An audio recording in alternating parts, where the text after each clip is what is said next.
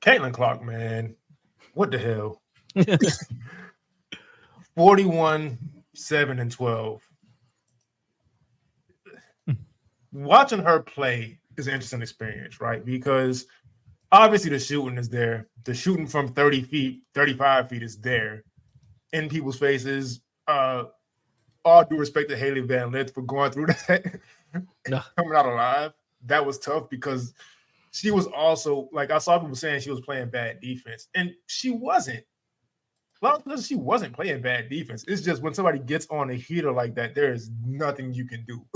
Like, if you're in somebody's face, you're in their jersey, and they pull from the logo anyway, and it goes in, you're just stuck. You saw her, like, look at the bench, like, what you want me to do? But that's just the kind of player Caitlin Clark is, and I'm interested to see what kind of pro she ends up being, because you can get caught up in the shooting and how far away she shoots from, but if you load up on her, she's also this incredible playmaker. And I saw somebody say she gets the Steph Curry comparison, but they said she's more of a Steve Nash if Nash were more aggressive with a shot. And that's one of those things I can't unsee it now. I really can't unsee it. So I kind of just want to get y'all's thoughts on that, because there's not a whole bunch to say about how incredible player Caitlin Clark is. Man, she's awesome, bro. Just like her unselfishness, like it's really, really easy to get those shots up. Like, I mean, it's not, but I'm saying, like, it's easy to be that kind of player to just look for your shot. And she's so smart, so cerebral, in the paint, driving, reading the defense, reading the help, getting others involved, kicking it out to shooters, trusting her teammates. And that's what makes her dangerous, because it's not just the 41 points. It's that she had 12 assists while getting 41 points, generating a ton of her team's points by leveraging the pressure she gets and, opening up shots for her team. And, she shot 9 for 20 from deep.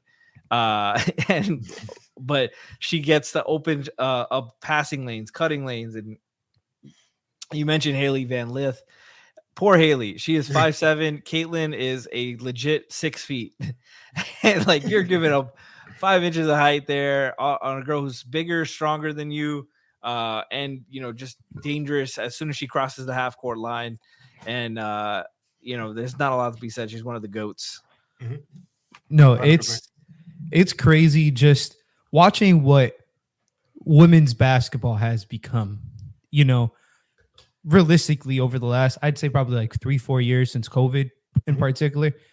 Like, I'm in certain group chats, people who watch basketball, like men's basketball, just realistically, but they're texting about Caitlin Clark. Like, they're texting about the games, that entire game, like that entire day worth of games, talking about how, like, this is crazy. Like, they had never tuned in. And, a lot can be said. The marketing has helped get people's eyes on it, but the product is helping people stay. And it's great. Like, the fundamentals, Kenny, you were saying off stream how, like, everybody tries on defense, and everybody. It's literally insane because it's so accurate. Like, everybody pours their heart, soul, and passion into defense. And that game broke records.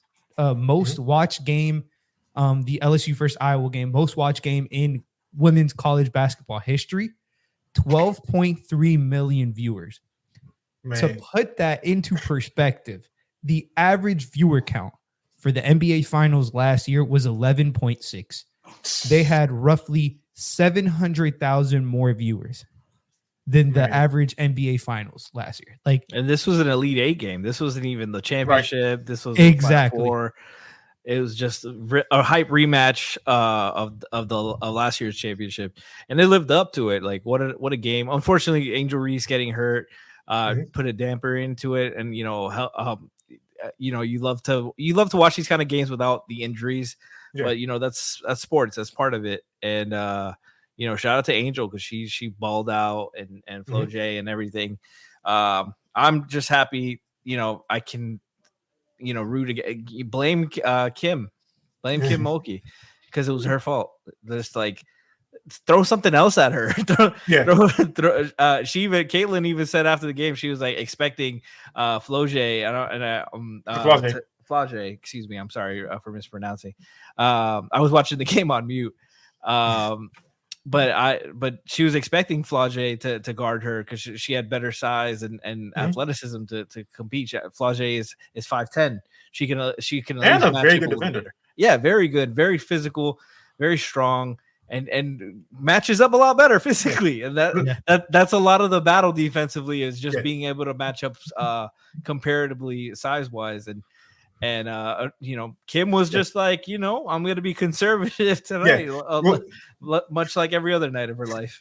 Well, the thing of it was like Flage was in foul trouble. So I'll give Kim Mulkey some slack on that. But still at some point, she did put Flage on her at the very end of the game when it was out of reach. You still got to make that adjustment earlier. Yeah, but throw some doubles at her, some stunts, give her some different looks. Like Haley was left on an island. Yes. And like they were like, just cook. And she did. She got cooked. But I do want to point out about the growth of the women's game, just in general. So, if anyone who doesn't know the history of like the NBA, how it ended up where it is, NBA started in 1946, but it wasn't a successful company. It wasn't a successful thing. The finals games being on tape delay, you hear all those stories with the drug issues throughout the league, all that stuff. The NBA was a struggling business until Magic Johnson and Larry Bird started to – well, Larry got drafted in 78, but when it was anticipated for him to come into the league in 79. So that's a 33-year gap, right, between the league starting and starting to become successful. The WNBA started in 1997, and they started to really pick up momentum in 2020 during the bubble and all in the protests, and people were like, you know what, we love how the women are like handling these things. Let's tune into these games. They started to figure out who the players were and all that stuff, and then things started to grow from there. So I will say the women's game is kind of ahead of schedule in a sense, if you want to put it that way. Plus, they have social media in sort of the beginning stages, quote unquote. I know it's been since '97, but the game is growing finally. And so I do want to point that out because I do think a lot of times the WNBA caught a lot of slack for not being popular. And there's people who say things that are based on years old reports about the WNBA not generating enough revenue and all that stuff. That's not true anymore. So I do want to give credit to the WNBA for that. Paige Bueckers, I want to get to her next. This is going to be real quick. I just want to salute her because we talked about this on another show I do. Shout out to Chase Thomas podcast. Actually, we talked about this off air, I think. But either way it goes. UConn basketball with women, it's this iconic thing, this legendary thing. They always have a great team. They're always contenders. And they've kind of gone under the radar this year. Part of it is because you kind of expect them to be there. Part of it is because Caitlin Clark and Angel Reese are just such big stars. And also it's just Paige Bueckers dealt with an injury, a serious injury. So she was out last season. So credit to her for coming back, putting the team back where they need to be. And I love her versatility. Yeah, she's been sensational. Like, just in general, like you guys said, man, like the entire product has just gotten so much push behind it. And it's just been, you can just tell all that, like, you get more eyes on the talent. So more people start to appreciate exactly what's going on just across the board. She was sensational. Obviously, Caitlin, Angel Reese, Flage, Paige from UConn. Like, it's just so much talent is going to start coming into the WNBA. I know from personal experience, working at the Heat Arena here, they have like the Soul locker room, which is where the Miami Soul were, a team that's discontinued. And honestly, a team that probably should be, making, like, at least getting looked at to get back reinstated into the league. A lot of people in Miami, just in general from this area, have missed the team, and it's a great product, man. Like, people just love basketball. It doesn't matter who's playing it. So, and just in general, it's crazy seeing all these talented women in college about to come out or can come out, and the league is the WNBA league in terms of teams is it's not the biggest currently, but you can see the potential of where growth could be in the future is basically what I'm trying to get at. Yeah, and we didn't really mention Paige Bueckers too much on the defensive end and taking on the assignment of Juju Watkins last game, but just in general, this incredible defender. But speaking on Juju Watkins, being 18 years old and putting up those types of numbers and getting your team that far is incredible enough, right? And we saw her get emotional at the end of the game. So you see the passion is there. And one thing I will say about it, she has, I think, if I'm not mistaken, the strongest recruiting class coming in next season. She has 3 5-star recruits coming in to USC next year. Mm-hmm. So she'll be back for sure. You know what? I was going to say an NBA player she reminds me of, but I want the women to be able to have their own thing. So we're not going to do that. But what do y'all have on Juju Watkins? Juju's fucking a beast. she's just like a dog, like a competitor, not scared of the moment. Mm-hmm. Resilient. Like she's carrying her team there, and a lot of pressure on her. Like there was UConn obviously isn't what they used to be. But they have experience. They have they have players they trust. Paige, Nikki Mule, and Aaliyah Edwards played 40 minutes of that whole game. Mm-hmm. They trusted them the whole game. Juju is the only one that almost played the whole game. They ran their starters cold, but it was pretty much her and Mackenzie Forbes holding it down for them scoring wise. Like it's a lot on Juju to do everything. She took that and ran with it and kept them in the game. Of course, UConn held on, and a lot of that, it was experience in the moment, just they're just calm under pressure. UConn knowing what to do it with their veteran experience. We mentioned Paige missing time because of injuries, and she's coming back next year, which is awesome for the college game. But a player like Juju, who's so exciting, had so many high scoring games this year, averaged 27 a game. Like she's a beast, and I really enjoyed watching her. And this is the worst she's gonna be. And she's at 27, 7, 3, 2.3 steals, 1.6 blocks. Like that's a really good player, and she's a freshman, and she's just like scratching the surface of how good she could be. And the only thing you can really point out with her right now is I guess you could say efficiency or inconsistency with how efficient she is as far as shooting the ball. But again, that just goes to, you can't really expect players to be out there at 50% from the field, 40% from 3, and there's so much on them to score. Sometimes you just have to get the shots up. And so I love that cup. If you're not watching on YouTube, I'm sorry. But it's just, like I said, with that recruiting class coming in with Juju, we'll see the efficiency go up, because just her ability to, one, get to the line, that helps a lot with the efficiency, but also just the shots she'll be able to take where she doesn't have to kind of force it over the defender and late in the clock and all that stuff. That's going to get better, but I'm going to go to Lou because I've kind of held him up on Juju Watkins. No, she's been sensational. Like, I know you were talking about her, lack of consistent efficiency, but she's also like competing on the other end for 40 minutes, essentially, just about every night. So it's definitely a breath of fresh air, literally, because I think she's not even 19 years old yet, or she's about to be, so she's not even 19, and she's competing at the highest level against Frankie said, one of the most experienced teams, and practically just, bringing it to them. Like, in many ways, getting to the free throw line, being physical, getting stops on the defensive end, like just doing whatever it takes, by any means necessary. And she's going to be a throw to watch for the next, until she decides to retire from the WNBA, because we know where that's for sure where she's headed anyways. 100%. And so Angel Reese. Now, I have a lot to say about Angel Reese and what's going on with her that really has nothing to do with basketball, but credit to her for injuring her ankle in that game and still putting down 20 rebounds. But I'm going to go last on this because I just have a whole lot to say. But y'all can go with whatever y'all have about Angel Reese, whether it's a game or the off-court stuff, both, whatever it is. Oh man, she defensively, like she's just an animal. Like she's just everywhere defensively. Just her help side defense is great. She's great at using her verticality. and her length and size and strength to bother shots inside. Like I've never watched her play a game and I'm just didn't feel her like she had a bad presence or like wasn't there defensively. She obviously averaging 13 rebounds is crazy. She had 20 rebounds in a game. She rolled her ankle and was in foul trouble.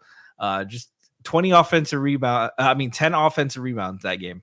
Like that's a lot of extra possessions to give your team. And a bunch of tip outs to that. Deflections and battles and in there that she's not going to get the credit for, but unfortunately they didn't have enough to stop Caitlin. But credit to her. Like she already declared today. She's going to the W as a national championship. She's accomplished everything you could at this level. Like, and I'm excited to watch her in the pros and see what she can do. Yeah, and I think a lot of people have questions about her offense and stuff, but one, that'll come. She's very young. And two, I think her defense and rebounding are so good, she'll have a role in the WNBA or something. For sure. Yeah, Lou, go ahead. No, she had, before she rolled her ankle, she had LSU winning. Yeah. Like she was, like Frankie said, she's just such a dominant force defensively and on the glass that her impact is felt everywhere. But unfortunately, she gets the most, I feel like personally, she gets the most criticism or the most micro analyzed just because of what she did last year. And people hate on people who are successful. Yeah. And, it's unfortunate that that's the case instead of just literally watching one of the best women college basketball players that we've seen in recent memory. She's just been that dominant from the get-go for, basically being in it just about every year with LSU, and just now her declaring to the W is going to be sensational. I'm pretty sure we all know where she's going first overall, but it is what it is. She's been great, and unfortunately she rolled her ankle in that game. Probably would have been a different story. It's another what if situation, but nothing but great things to say about her both on and off the court. I think the off the court shit is annoying, if I'm being honest. Yeah, man, the off the court stuff. So, man, it's a lot for a 21-year-old to deal with, right? So you already deal with the scrutiny and stuff that just comes with being an athlete, right? With being a star athlete. And then she's a woman. So, and I really don't even want to get into like people's idea of what sexualization means and doesn't mean. It got real creepy online, but like people making AI pictures of her and saying certain comments that obviously she's uncomfortable with. There's all that stuff, right? The death threats, threats, crazy, and criticism for talking shit, for talking shit back to Caitlin. I'm sorry, Caitlin was talking shit too, and Caitlin had no problems to talking shit. They get along. They've both said it off the court, like they're cool. It's an in-game thing. Like I'm sorry, you can't hate on her for talking shit and get mad when she says, "Hey, I don't like the death threats." We talk shit on the court. That's great. But the death threats, the sexualization, the AI shit, the all that shit is way too far. And people having a problem with her speaking out about it. That's crazy to me. Yeah. Yeah. It's the thing, man. Like when you look at the trash talk, when you look at the eyelashes, when you look at the hair, when you look at the toughness, when you see the grittiness and the way she plays, when you see all these things, what you're looking at is Randallstown, Maryland. What you're looking at is West Baltimore. What you're looking at is Liberty City, Miami. What you're looking at is South Central LA, Inglewood, Chicago, East Oakland, Mechanicsville, Atlanta. You know who's in those areas. You know historically how they ended up in those areas. And so when you see these people, us, because I'm from Liberty City, when you see us being ourselves and showing being products of our environments, committing no crimes in the process, right? And that gives you a visceral reaction. There is a word for that. You may not want to be called racist, but it's a whole bunch of shit we don't want to be called, right? When you blatantly not only just ignore, but flatly refuse to understand why people from these areas are the way we are, there is a word for that. And you may not want to be called racist, but it's a whole bunch of shit we don't want to be called, right? And so just looking at the stuff Angel Reese is going through, right? I have no choice but to give her my full support. I have no choice but to give John Morant my full support. I have no choice but to give Draymond Green my full support, Patrick Beverly, Kevin Garnett. And anybody who's from these areas and from these neighborhoods who has no fear of being themselves and showing who they are and where they're from, wearing it on their sleeves, playing that way, talking that way, walking that way, they have all my support, right? Because I'm one of those people. And being one of those people growing up, I could turn on my TV, I can see Chad Johnson, know he's from 10 blocks away, and his brother will be over here. And these people need some kind of representation too, us, right? And so to try to knock Angel Reese down for that, it's complete bullshit. And so salute to Angel Reese for going to the WNBA. I know there's no discouragement in her as far as still being herself when she gets there, but I've just hated what I've seen, man. And I'm not gonna say we, I wasn't part of that shit, but everybody just got to be better, man. Everybody got to be better.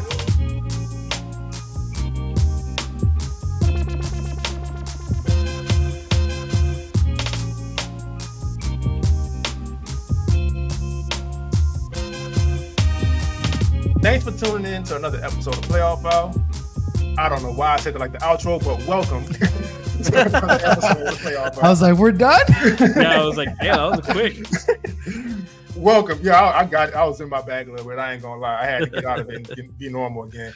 But welcome to another episode. It's a lot happier than what the Angel Reese segment ended up being. I just had a lot to say on that. But Frankie, how you doing today? I'm doing good, man. How about you? I'm doing good, man. I've been asleep all day once again. Lou, how you doing today? Oh man, it's another great day, man. March Madness going on both sides. Like NBA playoffs are about to come in. Like we're watching seeding. Like this is peak basketball seasoning. Like it is what it is. Yeah, man. So today is a college basketball episode, right? Because we just can't ignore March Madness at this point. The NBA season, there's teams fighting for seeding. There's teams that are starting to rest their guys early on already. Malachi Flynn scored 50 today. Congratulations to him, but it's that time of year in the NBA. So we're going to just take this opportunity to talk about some guys in college, and we already talked about the girls already, who have really I don't want to say made a name for themselves, but kind of been on our radar because you may not notice if you're all new listeners, but the two guys I'm with are real heavy on recruiting and scouting for the NBA. And so we're going to really get into first some of the guys in the tournament who have kind of raised their draft stock for the NBA and where they'd probably be a good fit. This is not a draft episode. Those are going to come later on, but just kind of this segment alone, just kind of getting an idea. Now, me personally, I really like Dalton Knecht out of Tennessee. Now, you talking about a flat-out bucket getter and scorer. I don't know whether that translates or not in the NBA is going to be based on what team he goes to and the type of opportunity he gets. This isn't the strongest draft as far as star power, but there are a lot of guys who could end up being really good role players. So I think Dalton Knecht could be one of them. A team I would like for him to be on. And we talked about this off air, but the Orlando Magic would be very interesting if they're able to get him. They may be too good. And OKC trading up would be a lot of fun. If you could, that floor is already stretched out enough with the shade driving kicks. And there's a lot of driving kicks. That's pretty much their offense. So having Dalton Knecht to kick out too, and he's able to attack closeouts at times. He's able to get to one or two dribble pull up. It's not just a pure like 3-point shooter, but if OKC were to find some way to get Dalton Knecht, I'd love to see that. Oh, for sure, man. He's been a dog, man. He's one of those guys that a lot of the college guys you'll see that when they're the only real NBA guy on their team, they have too much on their plate, and he's one of these guys. like no disrespect to his teammates, but he's clearing away like a lotto talent. Older guy, I think he's like 22 or 23 already, but he can fill it up already. He dropped like 40 on Kentucky. Can shoot, can score, can attack the basket. He's strong, physically developed. He can still get a little stronger. But I really like his game. I love his attitude, man. He's just one of those guys who's just absolutely not afraid of anybody, any shot, any moment. He's gonna take it. He wants the ball. He wants the pressure. And I think this guy is going to be a fan favorite in whatever team that drafts him. You mentioned, we talked about Orlando. That'd be a really fun team for him. I think Utah's built some really great young talent there. Colin Sexton's having a great year, and having a shooter next to him that can space the floor and open things up for it. And they have a great coach who really runs a lot of great off-ball actions. Imagine having to chase him and Lauri Markkanen around on the perimeter. That's fucking disgusting. Come on, man. He's a really good prospect. I really have enjoyed watching him play this season. Yeah, no, he's been, you know, he gets billed as a scorer because that's the easiest thing to put your eyes to, because he can do that at an elite level. At least in college, he's been doing that at an elite level. One of the things I feel like has gotten overlooked, and it's in part due to the fact that the rest of his team is more defensively built than offensively built. I think he's a pretty good passer, and I think that'll show itself a lot more in the league. The Creighton game is a great example of that. Like, the teammates started hitting shots. He had 5 assists that game. Even though his shot wasn't falling to the level of efficiency that you would have liked, he still impacted the game just due to his sheer gravity and like all the motion sets that he runs and how he scores in a variety of ways, how he has a full arsenal offensively to go to off the ball in particular, makes it a very easy and seamless fit to plug into a star-studded league where you're looking for these guys who aren't getting the ball in their hands and just need them to be efficient. I think, like, I don't like to do comparisons, but in just terms of roles, like something like what Grayson Allen's been doing this year is money for Knecht. And he's 6'6", like 215. Like, he's strong. Yes, he can stand to be stronger, but just in general, he's already like properly built, and he is a better, at least a stronger driver than you typically get from these kinds of shooters. There is no doubt in my mind he has made himself and solidified himself some money this year, because the talk was realistically top 20, top 25. Then you started hearing maybe he sneaks into the late lottery, and now people are having him top 10. So that's a difference in the bankroll. I don't know exactly how much, but I know that's millions. So shout out to Dalton Knecht for making himself some money. Yeah. And so, Frankie, who's the player you have that you felt like really helped themselves out a lot as far as NBA stock goes? For the tournament? Yeah. I think Klingan from Donovan Clingan from UConn. I saw him mocked before the draft. Before the March Madness, I saw him mocked in the 20s. He was kind of all over the place. Definite first rounder, but Jonathan Givony of ESPN had released his latest mock draft this week, and he had him listed third. And he's been on a tear. Obviously, UConn, phenomenal team, reigning champs. They're still in it in the Final Four. He's really just stepped up his game. He just looks like a pro. Like defensively, alters shots. Rebounds the ball well. Physically gifted. He's not super athletic in the sense where you like a Anthony Davis, Bam Adebayo, but those guys are unique in that sense. But he's very grounded. He's very smart. He's a good passer. And I think there's things in his game that will look better in the NBA when he's around more talent and more skilled guys in that sense. But I'm still surprised. I still think he's got a lot to work on. But he's only 20 years old. He's very young. There's a reason he's a year and a half younger than Zach Edey, who's still in this tournament as well. And he's got raised his stock as well. But he's that youth, that the winning culture he's already been a part of. He's been a huge part of their success, especially on the defensive end. And I think a team like Memphis, if he doesn't go top 3, a team like Memphis that could use some size, some physicality to replace Steven Adams, who they traded away. This guy is 7'2", 280. That's his listed weight. He's a big, strong guy, rebounder. I think he'll be a really good pro. Yeah, Lou. Oh man, Klingan is super interesting because he is somebody I recently scouted, and it's crazy how just defensively his strengths are so prevalent.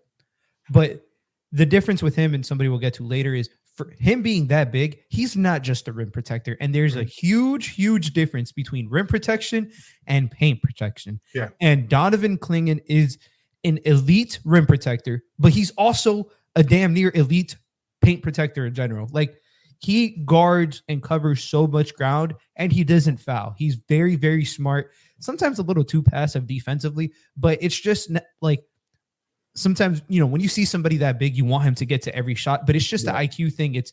It's very reminiscent, like his role defensively. If a team was to put him in like a Brook Lopez role right away, oh my goodness gracious, you're working with gravy. Like that's exactly what you need him to do. And he's helped his stock offensively. I don't know what his role is going to be, if I'm being very honest. I think the projection kind of lands on how far you think the jumper is going to go. But in this tournament, going from like Frankie was saying, people had him in their 20s, and now he's getting talk as top 5, which is a little rich. But I mean, it's difficult in a draft class, kind of like it's a little iffy. It's difficult to find players with elite skills, and it just happens to be one of his elite skills is stopping people from scoring in the paint. That's the easiest shot in basketball, and if you're stopping their easiest shot in basketball, you're going to be at the minimum a rotation player. In my personal opinion, I would personally love it if he went to OKC. Just him getting moving a little bit more, and I think he can offensively, just giving them like a curveball or I guess a fastball to the curveball that is Chet Holmgren at the 5 would be very intriguing, and he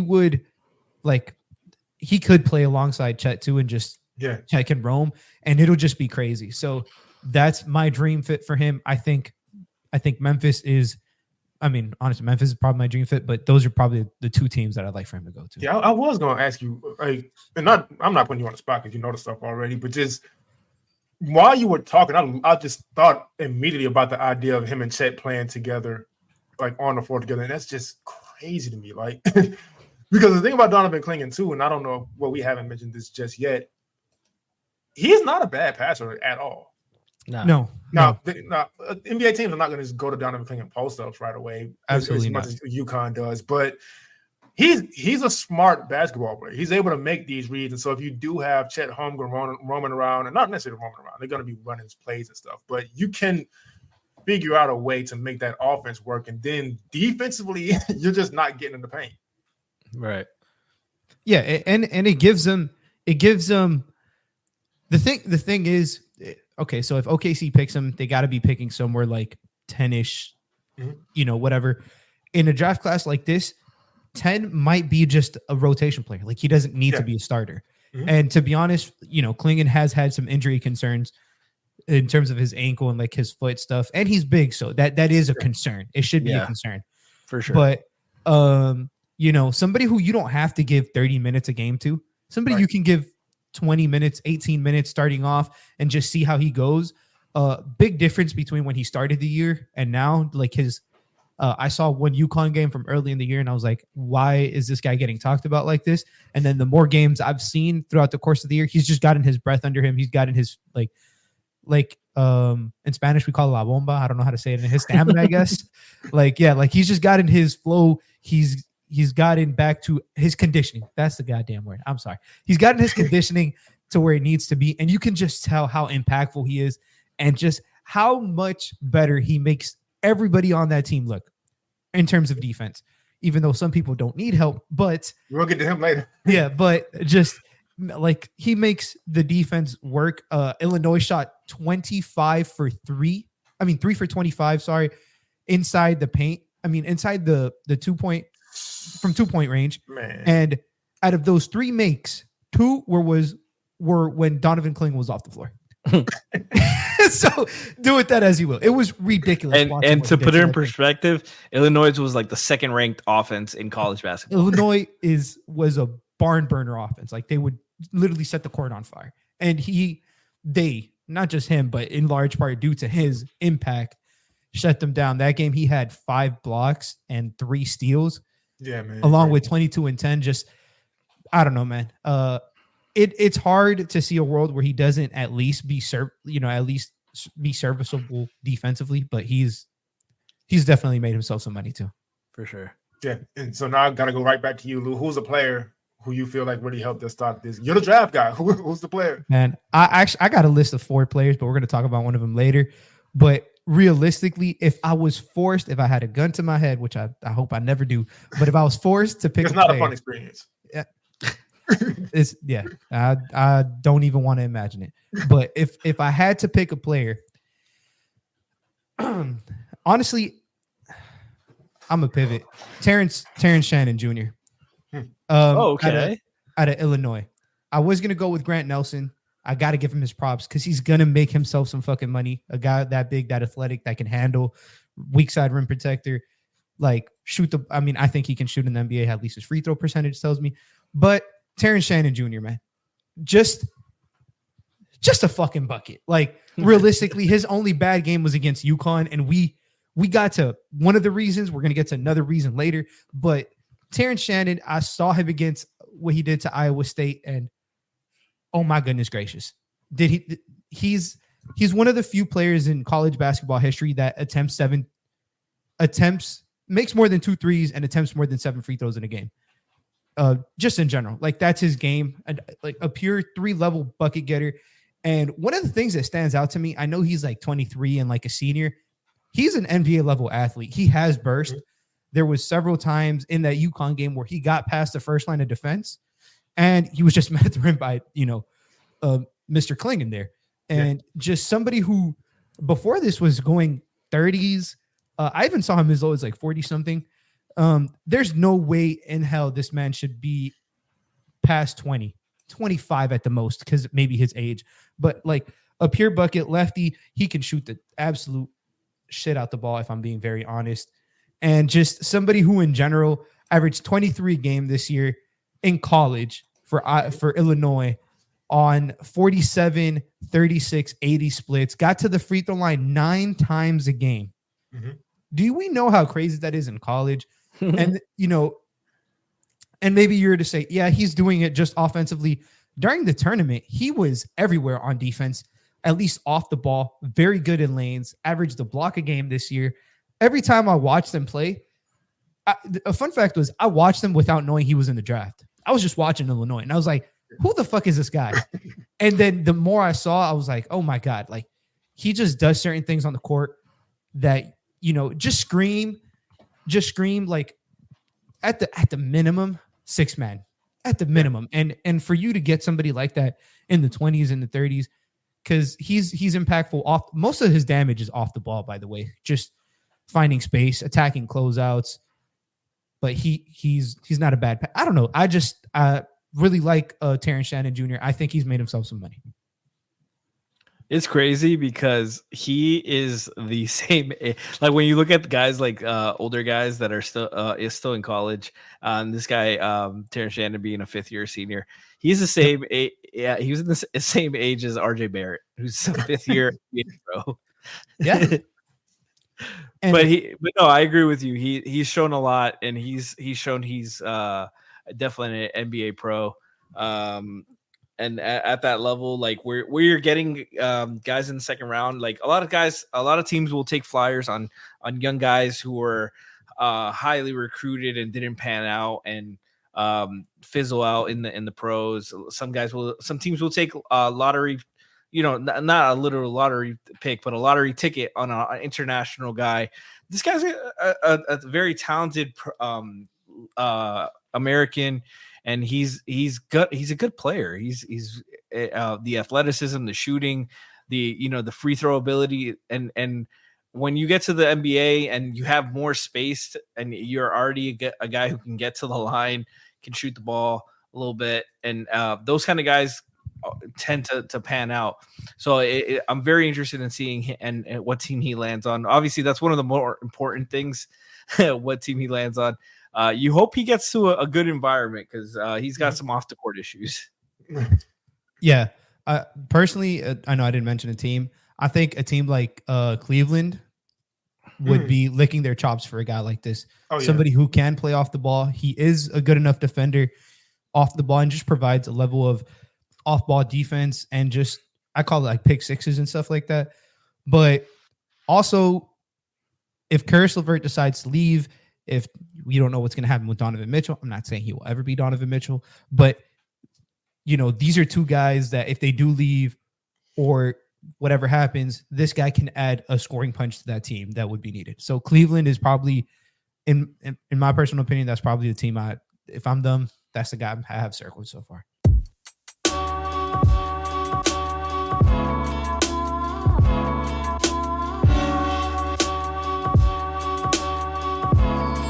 There are guys who really made a name for themselves. I don't know what type of NBA players they'd be, but they've made a name for themselves that we kind of have to mention. So Zach Edey's an example, DJ Burns is an example. Zach Edey, 40 points and 16 rebounds for the last game. That's impressive. For sure. I don't know what kind of prospect he is, though, to be honest with you. I think he'll spend some time in the G League, and that's not a bad thing. I know, like, it's not a bad thing, but over half the NBA currently has G League experience. Like, it's part of the league at this point. So when I say somebody will spend time in the G League, it's not a shot at them, but he'll need some time there because he's a good college player. He doesn't have an NBA game. He's going to have to develop an NBA game, in my opinion. DJ Burns, similar thing, but I kind of really just want y'all's thoughts real quick on those two players. Well, Edey, the size is obvious, the physicality, but like you mentioned, like a lot of the stuff he does in college, offensively, I don't know what's going to translate. Like he's got a good hook shot with either hand. I don't know how much of that he's gonna be able to showcase in the league. Like we're seeing a turnaround of the bigs in the league now with guys like Embiid, Jokic, Giannis. A lot of guys, Anthony Davis, Bam. A lot of really talented fives, and I'd be curious. I'm a big fan of the post game, so I would like to see some of it there. But he's more of a one dribble hook shot kind of guy. He's not really like footwork, showcase counters. He's like, I'm 7'2", I'm 7 whatever, 7'4", and I get to just showcase against this 6'8" guy that's gonna play overseas. No disrespect to that, but offensively, I don't know what his ceiling is. It's similar to Klingan, but I feel like Klingan's got a little bit more feel to him. Yeah. Edey defensively though, he's just massive. He's a deterrent, just size alone. I like his toughness and tenacity, and Purdue's had a very tough offense to deal with. Like they had Jaden Ivey before, and they have talent. They move the ball well. They find their bigs. They pass the ball. Spacing's always pretty good. They play closer to an NBA offense than a lot of college teams. But when projecting it, his athleticism, he's not as fluid as an athlete as Klingan is. And that's where I'm curious, but I still think there's a role for him in the league. Gavoni has him projected at 13, I think. Yeah. 13 to the Blazers. Which that's definitely a lot higher than I saw him early on. He was one of those guys that was probably projected to be a late first, somewhere around the 20s in the first round. And he's really talented. And I'm curious. He's just one of those guys I gotta see it. I don't know how much belief I have in this guy yet, but I wouldn't doubt him. He's been a heck of a college player. Yeah, and I do want to give him credit before we go to Lou. And I keep my bad. I keep jumping ahead of you to just wrap up on some things Frankie said, but I do want to give Zach Edey some credit for he has made improvements over the years. For sure. Most importantly to his, I don't want to say foot speed, but his ability on defense to move his feet. That's going to be something, and anybody that size, that's a concern on the NBA level, especially in this era. So I want to give him some credit for that. So that is already a work in progress. I just feel like he may not be ready to really contribute to a team just yet, but I do think if he keeps like going and keeps working at his game, he will be in maybe a year. Yeah, he's so polarizing because he's massive. He's massive, and offensively, the only way they're stopping him is with fouls, and even then, he's the free throw shooting is good, at least for somebody who gets fouled, and as big as he is, somewhere. I know for the tournament he's shooting around 67%, which is more than fine enough. But just in general, I'm seeing like 3 games just this year. His lack of offensive, I don't know how to put this. I don't know how much of it can translate is basically what I'm getting at. He has an insanely high usage rate. He is their entire offense. I don't know how much of a rope he gets to do that in the NBA, and I don't know how much it'll work against NBA level athletes and versus NBA level strength. Right. His touch with his left hand is not exactly where I'd like it to be. He has a preference to go over his left shoulder for a hook shot. He's massive, so just that alone will help him. But defensively, I think the biggest difference between him and Clingan is I think Clingan is so damn smart defensively, and he moves his feet a lot better. I think Edey is more of a powerful person, and Clingan, even though he's massive, he's a little bit lighter on his feet, just moves a little bit better and smarter in terms of positional defense. Now, can that be said? Is there, if a team figures out how to funnel things to him, he's 7'4". Yeah, like shit's gonna work anyways to a certain degree. But I don't know. I don't know where I stand on him. He's super polarizing. Somebody should take a chance on him. I think a really bad team should just absolutely take a ripper on him and just like, I don't know if Washington picks again, but if they do, they should try to. Yeah. I think the Portland pick with the Golden State's pick, I think that's a great spot for him. Yeah. They need the size. I mean, Ayton's there, but they could take a flyer on a big bench roll. Big isn't a bad thing. I mean, actually, now that I think about it out loud, I forgot they have Robert Williams too. I don't know. That's a lot of bigs for him. I like the Wizards if they don't end up taking like Sar or somebody early on. They have the Clippers pick this year. I just looked it, so that's going to be somewhere in the 20s. Yeah, I 23rd think right now. Yeah, so if they take a flyer on him in that range, I'd feel comfortable with.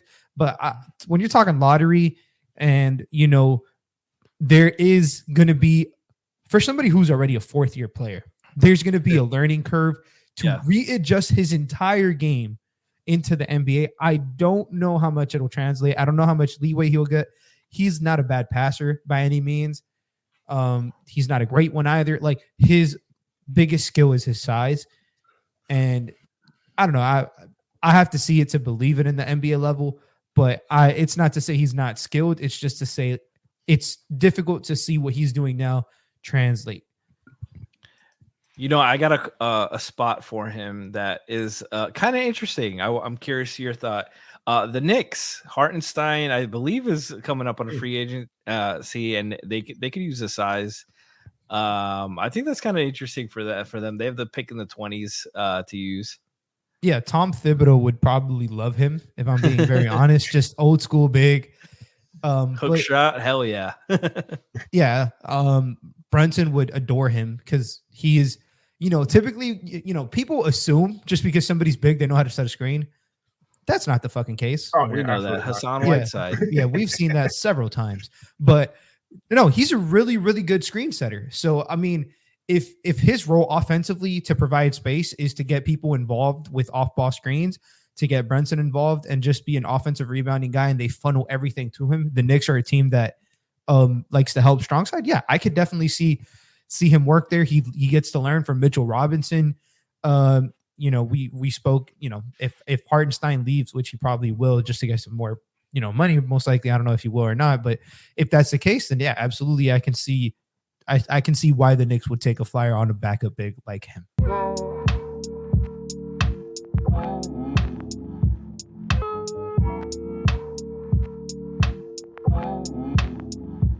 Am I crazy to have Stephon Castle right in the mix with all of the best defenders I consider to be in the NBA right now?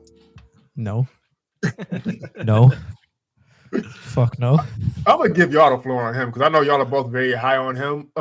Me personally, I've seen enough defensively and on ball and off ball with the IQ on the other end to know he's NBA ready. Again, this is a draft of at least role players right now, but I think he is a guy who could end up in the right situation with the right organization and the right development. I think he could be somebody who ends up overcoming that. But I'm gonna give y'all the floor on him.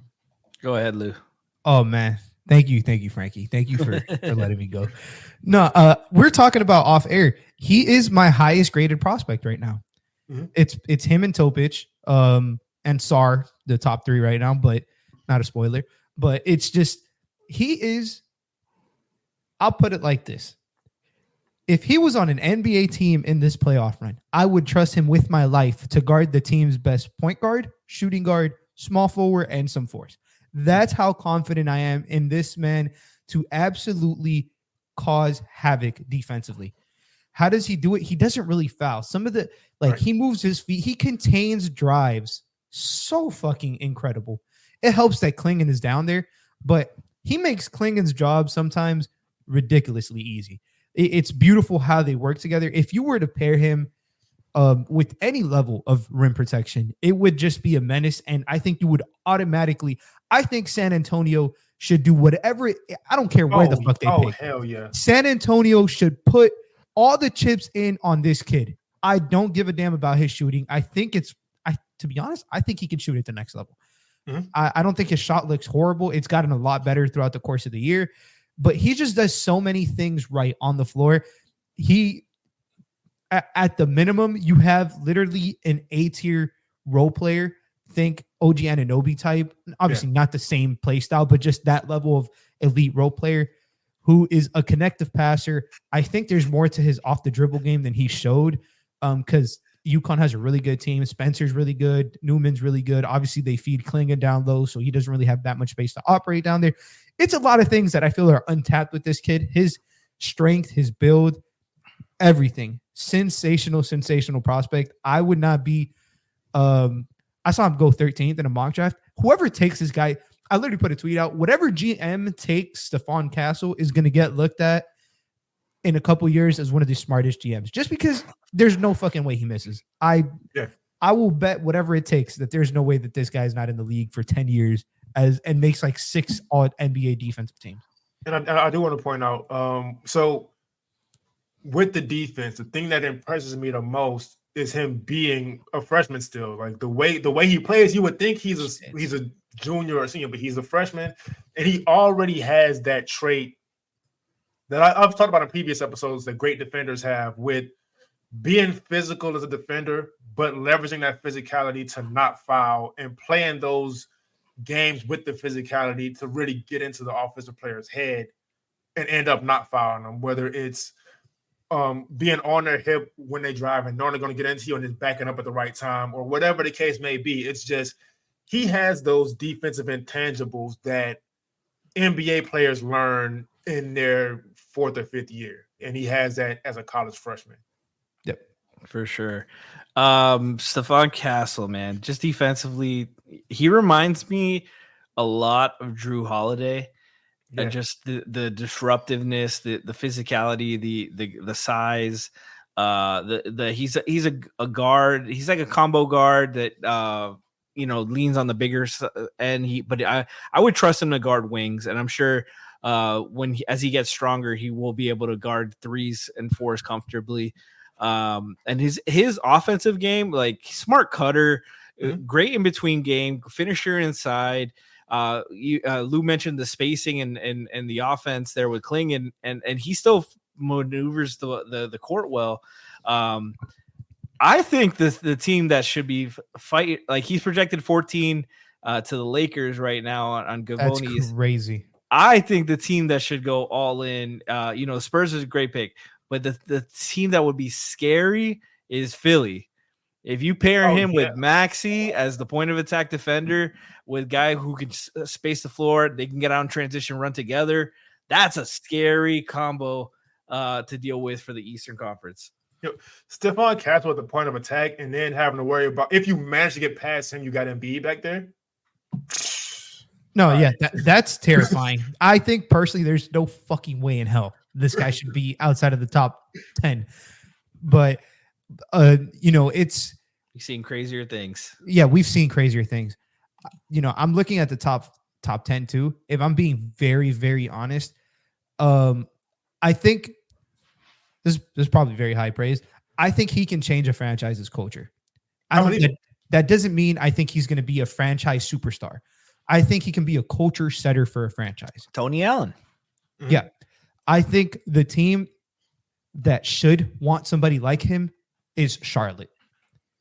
Because they've been a losing. This is no disrespect to all the Hornets fans who are listening. They've been a bad franchise now for a while. 100%. Yeah. No discredit to the talent they have. I think Brandon Miller was a phenomenal start last year. Mm-hmm. Great defender. Bring him Stephon Castle. Yeah. Like you set put your culture. Melo and Castle and Miller. That's your perimeter right there. And Castle is good enough towards when the times Melo misses, you can explore his point guard duties. Yep. He's a good passer. We can see what that looks like, but he can play alongside LaMelo because he is that level of a defender, and he's that good without the ball. Like, Newman runs a lot of point guard. Like they run a lot of point guard by committee just in general for UConn. So I think, man, a lot of talk has been made for Cody Williams or Reed Shepherd. Like, no discredit to those guys. They're good, but Stephon Castle is fucking sensational. Like, honestly. Now, think about this defensive trio. Though I realize I didn't choose a team yet. Think about this defensive trio: Stephon Castle, Chris Dunn, and Walker Kessler out in Utah. Good night. Now, and credit to Colin Sexton, he's been incredible up there this season. Credit to Jordan Clarkson, he's been incredible this season. So not to just jam another guard in there with that team, but adding that type of defender on a perimeter to Walker Kessler. I just 48 minutes of Chris Dunn and Stephon Castle will ruin teams' game plans. Not to mention they still have Taylor Hendricks from last year developing in the G League, and he's projected to be a sensational Jonathan Isaac level defender. Yeah, man, look. And he's a perfect yin and yang to somebody that's been very good for them this year, Keontae George. So yeah, he takes a lot of responsibilities off of George getting picked on, and he's just so good, man. It's crazy because his counting stats are 10, 5, and 3. I don't give a shit. Yeah, I don't care. I generally think the tournament game that he had, if I'm not mistaken, I think it was against. First of all, Terrence Shannon, the guy that I spoke about, being the biggest riser, he completely, that was the worst game Terrence Shannon had played probably all year. 2 for 12, 6 points, was a complete zero non-factor. But the game that he had against San Diego State to me was one of the eye-opening games for me, just because I think he's such a good positional rebounder. It's just Klingan is on the team. He's and they have probably the best or let me not say the best because Carter is really good. But they have one of the best rebounding point guards in Newman. So just his level of rebounding in the NBA is going to be so appreciated. His offensive rebounding does all the little things right. I know it stinks, or not stinks, but it's kind of tough that you're picking a guy who's just a certified role player in the top 5. That's just the draft class we're in. But he also pairs that up with the upside, and he's 19. He's a freshman playing for, in my opinion, the best college team there is right now. So yeah. And the thing, his concern offensively, really on the NBA level in general, is his jump shooting. But like you said, that's improved over this season. And there's so much time to develop a jumper. We were talking off air as being Miami Heat fans about Nikola Jovic not being able to buy a three-pointer last season and now being a 40% three-point shooter.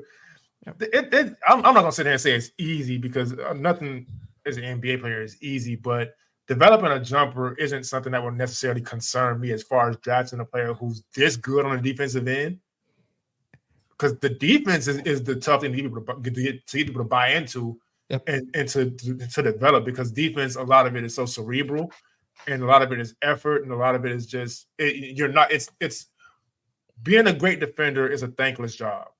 Yep. So when you have somebody at that level defensively, I don't mind taking them with a jumper they have to work on. If you have to tell somebody, hey, get in there and develop your jumper so you can score more, I don't think they're going to have an issue with that. And so I think y'all are both absolutely right as far as Stephon Castle needing to get drafted as higher than he's projected, because I just think he can end up being that special player. We talk about a draft that doesn't have a lot of star power, but as far as potential, I feel like he probably the highest. Yeah, in terms of two-way potential, by far. Yeah. By far. Because the intriguing thing is, yeah, his jumper doesn't fall, but he's still impactful offensively. Yeah, like, that's not easy to do. That's something that very few players in the league can do, is, especially at that position that he plays. Like, realistically, how many impactful point guards, shooting guards are there in the league who struggle with their jump shot? Like, it's really not that many. Mm-hmm. Even if they're good defensively, they just don't get the PT. But he just does everything offensively besides shooting the ball so well that, and to be honest, even when he puts the ball on the floor and he gets to like that free throw area, his jumper looks fine. Yeah. His jumper looks completely fine. He shot 76% from the free throw line this year on literally 100 free throws. Like, I don't see an issue with that ironing itself out in the future. Is he ever going to be an elite pull-up jump shooter? Probably not. Who knows though? But I think a serviceable to a decent above average 3-point shooter is definitely in the cards for him.